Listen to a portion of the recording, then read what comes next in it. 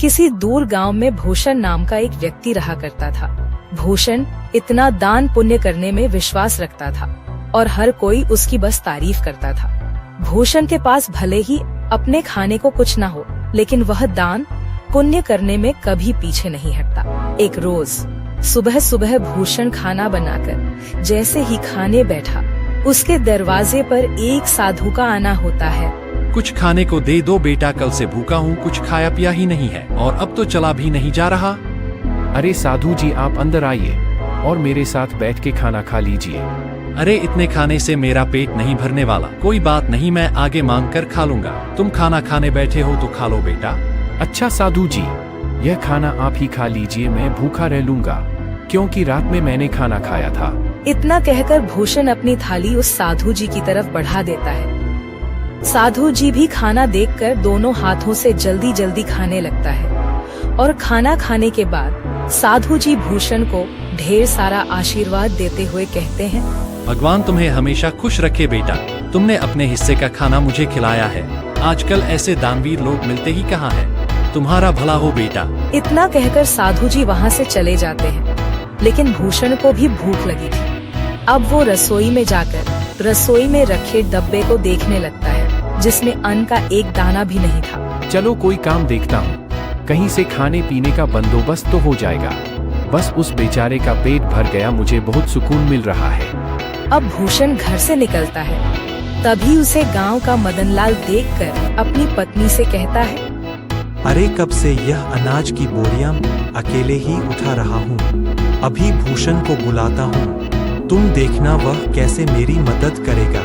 उसे तो वैसे भी लोगों की मदद करने का भूत सवार है। खुद भले ही जेब में फूटी कौड़ी ना हो, लेकिन बड़ा दानवीर बनता है। अब मदनलाल भूषण को आवाज लगाकर बुलाता है, अरे क्या हाल चाल है मदन भाई, सब ठीक तो है ना? ये अनाज की बोरियां खेतों से ला रहे हो क्या? अरे हाँ, खेतों से अभी 10 बोरियां और लानी है, लेकिन मैं बहुत ज्यादा थक गया हूँ। तुम थोड़ा हाथ बटा देते तो मेरा काम जल्दी हो जाता। अरे क्यों नहीं, चलो चलो, मैं आपके साथ मिलकर खेतों से आपके घर तक बोरियां पहुंचा देता हूं। बड़ा ही बेवकूफ है और इसे बेवकूफ बनाना भी आसान है। चलो इसी बहाने मेरी मदद हो जाएगी और थोड़ा आराम भी मिल जाएगा। इतना कहकर मदनलाल भूषण से अब कई सारी बोरियां खेत से घर रखवाता है, लेकिन भूषण तो भूखा था। उसे भूख भी बहुत तेज लग रही थी। अब बोरियां रखने के बाद मदनलाल भूषण से कहता है, बहुत बहुत शुक्रिया भूषण भाई। अगर तुम ना होते ना तो मुझे यह बोरियां ढोते ढोते रात हो जाती। कई घंटे बोरियां ढोने के बाद भूषण थक जाता है और अब वह उधार लाला की दुकान से राशन लेकर खाना बनाकर खाता है। अगली सुबह उसके दरवाजे पर किसी के रोने की आवाज आ रही होती है। भूषण नींद में होता है और दरवाजा खोलता है तो देखता है उसका पड़ोसी बिरजू अपनी पत्नी को पीट रहा है। अरे अरे बिरजू, तुम अपनी पत्नी को इस तरह क्यों मार रहे हो? अरे क्यों न मारूं मेरी पत्नी, मेरी मर्जी। तू कौन होता बीच में बोलने वाला? देख बिरजू, ऐसे सुबह सुबह मारपीट करना सही बात नहीं है। पूरे गांव के लोग इकट्ठा होकर यह सब देख रहे हैं, यह अच्छा है क्या? अरे भूषण बेटा, तू भी किसे समझा रहा है? इसे समझाना मतलब अपना सिर दीवार पर मारने वाली बात है। जरूर सुबह सुबह चमेली से पैसे मांगने के लिए लड़ रहा होगा। पीने को पैसे नहीं होंगे ना इसके पास। अरे बुढ़िया चुप कर, ज्यादा बोलने की जरूरत नहीं है।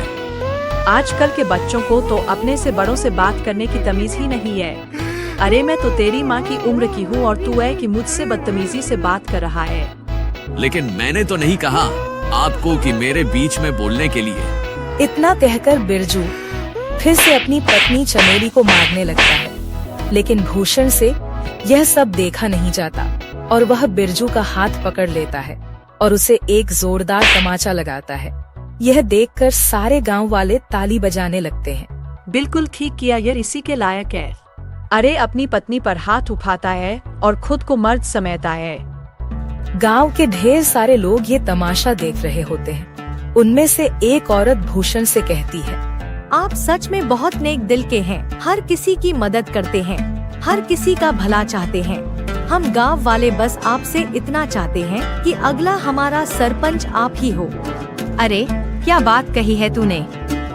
यह बात तो काफी समय से मैं दिल में दबाए बैठी थी। अरे हाँ बिल्कुल, भूषण भाई गांव का सरपंच बनेंगे तो गांव में विकास होगा, तरक्की होगी। उस सज्जन सिंह के पास तो गांव के लोग जाने से भी डरते हैं, और रही उसे कुछ कहने की बात तो कोई भी उसके सामने मुंह नहीं खोल पाता। भूषण हर किसी की हर तरह से मदद करता था, जिस वजह से गांव के लोग भूषण को अपना अगला सरपंच बनाने का फैसला करते हैं। अब सरपंच तक यह बात पहुंचती है। सरपंच तिलमिला उठता है। क्या भूषण की इतनी हिम्मत खाने को लाले पड़े हैं, लेकिन सरपंच बनने का सपना देख रहा है। इसे तो मैं छोड़ूंगा नहीं। अरे हाँ मालिक, और गांव वाले कह रहे हैं कि चाहे कुछ भी हो जाए, सरपंच तो भूषण ही बनेगा। अब आपको ही कुछ करना होगा, वरना भूषण आपकी गद्दी लेकर ही मारेगा। सरपंच अब सोच में पड़ जाता है कि वह ऐसा क्या करे जिससे उसके रास्ते का कांटा भूषण हमेशा हमेशा के लिए इस गांव से चला जाए। अगले चुनाव में गांव के लोग भूषण को सरपंच बना देते हैं। अब ऐसे ही कई दिन बीत जाते हैं, और जब राशन देने की बारी आती है तो सरपंच बड़े ही चालाकी के साथ राशन में मिलावट करवा देता है, जो भूषण को बिल्कुल पता नहीं चलता। अरे बेटा, तुझे सरपंच बनता हुआ देख बहुत खुशी हो रही है। अब कम से कम राशन तो समय पर और अच्छा मिलेगा। अरे हाँ, सब कुछ अच्छा ही होगा। आप लोगों ने इतना विश्वास करके मुझे इस गांव का कार्यभार संभालने का जिम्मा दिया है, और इसे मैं अच्छे से निभा सकूं, बस यही दुआ करिएगा। हाँ, अब गांव में विकास और तरक्की आने से कोई नहीं रोक सकता। गांव में राशन बांटने के बाद सभी खुश थे कि उन्हें पहली बार पूरा राशन मिला है, वरना सरपंच सज्जन सिंह तो आधे से ज्यादा राशन काट लिया करता है। लोगों को राशन मिल चुका था, लेकिन अगले दिन पूरे गांव में शोर मच जाता है कि उनके नए सरपंच भूषण ने मिलावटी राशन दिया है। अब गांव वाले एक जगह इकट्ठा होकर भूषण से सवाल करते हैं। हमने तुम पर विश्वास करके तुम्हें गांव का सरपंच बनाया, और तुमने हमारे साथ ही विश्वासघात किया भूषण। बेटा, मुझे तुझसे यह उम्मीद नहीं थी। अरे राशन में मिलावट करके क्या मिला तुम्हें? तुम तो गांव के लोगों का हमेशा से भला चाहते थे, तो भला फिर राशन में मिलावट क्यों किया? इतना मिलावट तो सरपंच जी भी नहीं करते थे।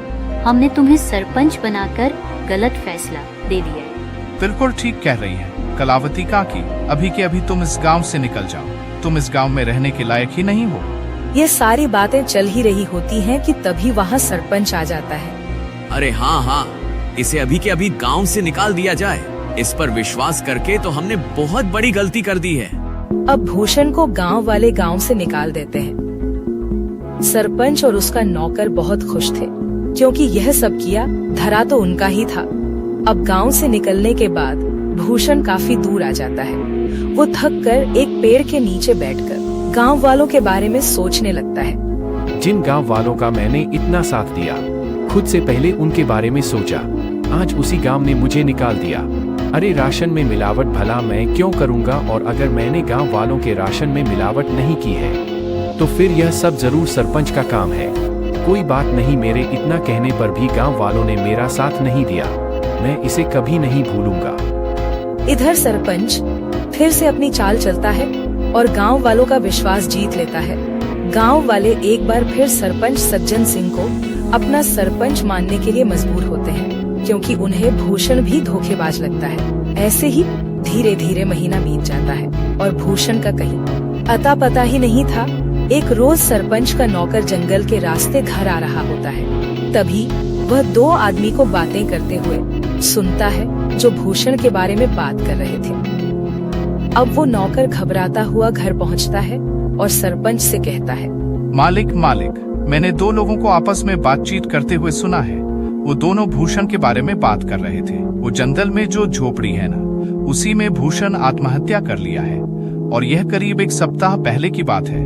क्या इसका मतलब मेरे रास्ते का कांटा अब हमेशा के लिए मेरे रास्ते से हट गया है? चलो अच्छा है। और मालिक, यह बात तो गांव वाले भी जानते हैं। न जाने उन तक ये बात किसने पहुंचाई। हो सकता है उन्हीं लोगों ने पहुंचाई हो जो बात कर रहे थे। अरे गांव वाले बहुत ही मतलबी हैं। भूषण ने गांव वालों का कितना साथ दिया, और गांव वाले भी यही कहेंगे कि भूषण ने शर्म के मारे आत्महत्या कर ली। गांव वालों के साथ साथ सरपंच को भी अब पूरा यकीन हो गया था कि भूषण ने आत्महत्या कर ली है। लेकिन कुछ दिनों बाद भूषण सरपंच के दरवाजे पर पहुंचता है। शाम का समय था, चारों तरफ अंधेरा छा रहा था। सरपंच अपने नौकर को आवाज लगाकर कहता है, अरे सामने देख, जरा कोई खड़ा है क्या? मुझे तो ऐसा लग रहा है कि सामने भूषण है, मतलब भूषण का भूत। मालिक, ये भूषण का भूत ही लगता है। ये आपसे बदला लेने आया है। मैं तो चला यहाँ से, मुझे भरी जवानी में नहीं मरना। मेरे 4 बच्चे हैं और 2 बीवियां हैं। सरपंच का नौकर इतना कहकर वहाँ से दुम दबाकर भाग निकलता है। भूषण जैसे जैसे आगे बढ़ रहा था, सरपंच पसीने से तरबतर हो रहा था। वही रुक जा भूषण का भूत, तुझे क्या चाहिए? मैं तुझे सब कुछ देने के लिए तैयार हूँ, अपना घर, जमीन, पैसा, लेकिन मुझे मारना मत। मैं तुम्हें नहीं छोड़ूंगा। तुमने मुझे बदनाम किया है। अब तुम ही यह सच गांव वालों के साथ सामने बोलोगे, वरना मैं तुम्हें मार डालूंगा।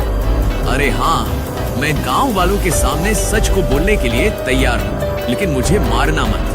अब सरपंच रात के समय ही गांव वालों को इकट्ठा करके सबके सामने सच को बोलता है कि उस दिन राशन में मिलावट उसने और उसके नौकर ने की थी। आप लोग भले ही मुझे भूत समझ रहे हो, लेकिन मैंने अपने आत्महत्या की खबर झूठी फैलाई थी ताकि मैं चोर को पकड़ सकूं, और चोर आप सभी के सामने है। मैंने हमेशा लोगों का भला किया, तभी तो आप लोगों ने मुझे इतने सम्मान और प्यार के साथ दानवीर कहा। भाई, मुझसे गलती हो गई, मुझे माफ कर दो। मैं तुम्हारे आगे हाथ जोड़ता हूँ। अब उसी वक्त गांव वाली सरपंच को गांव से निकालकर सरपंच की जगह भूषण को गांव का सरपंच बनाते हैं और भूषण से माफी मांगते हैं कि वह सरपंच की बातों में आ गए थे और उन्होंने बिना सोचे समझे उसे गांव से निकाल दिया था।